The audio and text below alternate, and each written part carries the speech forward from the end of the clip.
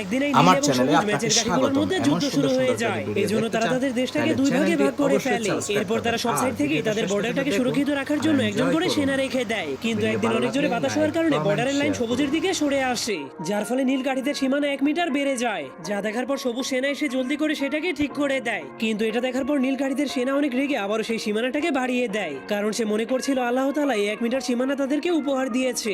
এজন্য সে অনেক রেগে সেই সীমানাটাকে নেওয়ার জন্য সবুজ কাঠিটার সাথে লড়াই করতে করতে তার কোমর ভেঙে দেয়, যার কারণে সবুজ কাঠিটা নিজের জীবন বাঁচানোর জন্য হামাগুড়ি দিয়ে সেখান থেকে পালাতে শুরু করে দেয়। তখন এই সুযোগটাকে কাজে লাগিয়ে নীল কাঠিটা তাদের সীমানাকে আরো 3 মিটার বাড়িয়ে দেয়। ঠিক তখনই সবুজ সেনাবাহিনীরা এসে তাকে মেরে ফেলে। এরপর নিজেদের সীমানাকে 20 মিটার বাড়িয়ে দেয়। এজন্য নীল সেনাবাহিনীর অনেক বড় একটা দল এসে তাদের উপর আক্রমণ করে দেয়, যার ফলে তাদের দুই দলের মধ্যে ভয়ঙ্কর একটা যুদ্ধ শুরু হয়ে যায়। ঠিক তখন একটা নীল সৈনিক ভয়ঙ্কর একটা মেশিন গান দিয়ে তাদেরকে উড়িয়ে দিতে শুরু করে। এজন্য সবুজ সেনাবাহিনীর একটা ট্যাঙ্কের মাধ্যমে তাদের সবাইকে পিষে ফেলতে শুরু করে। কিন্তু তখনই নীল সৈনিকেরা ব্যারিকেড